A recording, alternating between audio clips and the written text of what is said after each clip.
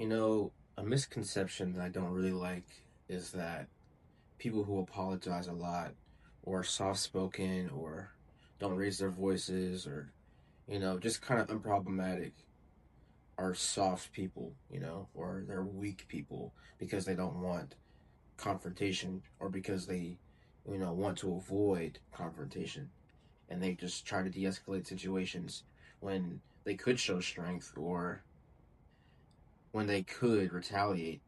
Not that not that they never do, but like that they avoid doing so, right? And I hate the conception or the misconception that those people are weak people simply because they're meek, because they're recognize that there are some interactions that are just not worth it, right?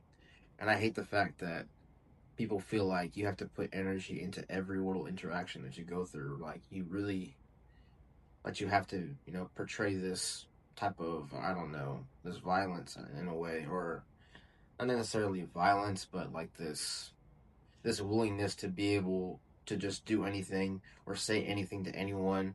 And I feel like a much better way to live is to just kind of let things happen in a way, like let things flow to where it's you're not allowing outside factors to influence you, right? Where you have within yourself a sense of centeredness or a sense of stability to where you're comfortable no matter what happens. I feel like that's what I'm trying to be.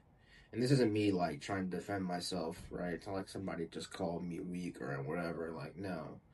It's just, I feel like this is the path towards peace, if that makes sense. But, you know, ultimately it's up to everybody else to decide how they react to something or whether they react at all.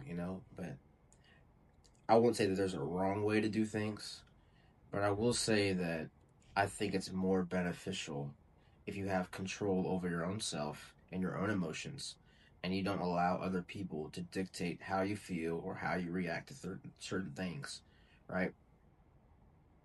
I believe it's better to be centered, to be meek,